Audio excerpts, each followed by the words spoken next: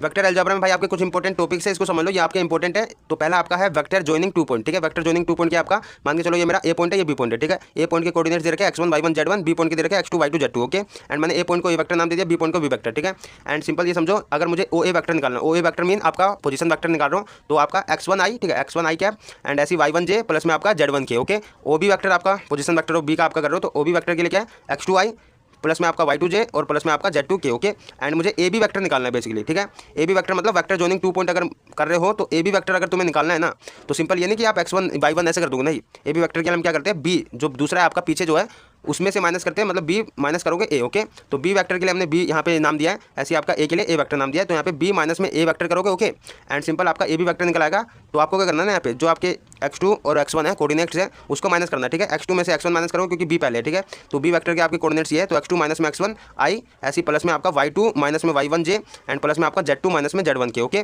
तो आपका सिंपल निकल आएगा A B vector, okay. And आपको अगर मैग्नीट्यूड निकालना हो ए बी वेक्टर का मैग्नीट्यूड, तो सिंपल आप अंडर रूट लगाओगे, ये जो आपके i j k की कोफिशिएंट है उसको लिखोगे, x2 माइनस में x1 का स्क्वायर करोगे, प्लस में आपका y2 माइनस में y1 का स्क्वायर करोगे, प्लस में आपका z2 माइनस में z1 का स्क्वायर करोगे, तो आपका ए बी वेक्टर का मैग्नीट्यूड निकल आएगा। दूसरा आपका है सेक्शन फॉर्मूला, इंपॉर्टेंट है भाई, ये समझ लो।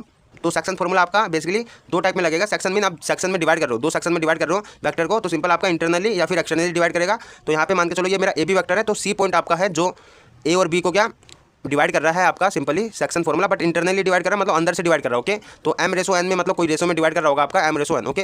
तो इतनी दूरी मेरी मान के चलो m है और इतनी दूरी n है, तो आपका m रेसो n हो गया, ओके। एंड नाम दे दिया मैंने इसको स्मॉल ए नाम दे दिया, ए पॉइंट को, एंड बी पॉइंट को आपका स्मॉल बी और सी पॉइंट को आपका स्मॉल सी, ओके। बेसिकली आपके इसके कोऑर्डिनेट दिए होंगे इसलिए, ओके। तो यहाँ पे देखो मुझे सी वेक्टर निकालना है, बेसिकली सी पॉइंट का निकालना है आपको, तो सी वेक्टर का पॉइंट निकालना है। तो यहाँ पे देखो सी वेक्टर के लिए आप क्या करोगे, ये जो आपका m है m को मल्टीप्लाई करोगे बी वेक्टर से, ओके। m कोई नंबर दिया होगा जो रेसो दिया होगा, तो m multiply B vector plus में n multiply A vector, okay. Upon में आपका m प्लस में n करोगे, ओके।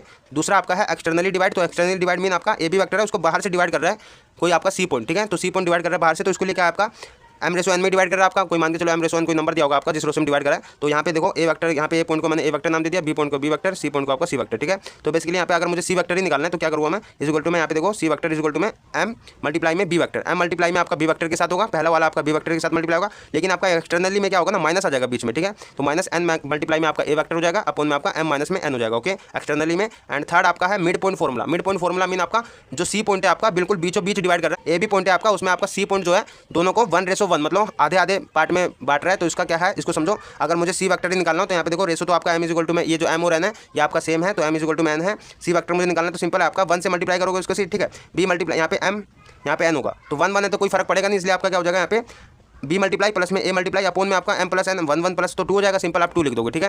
तो बी वेक्टर प्लस में ए वेक्टर अपॉन में 2, ओके।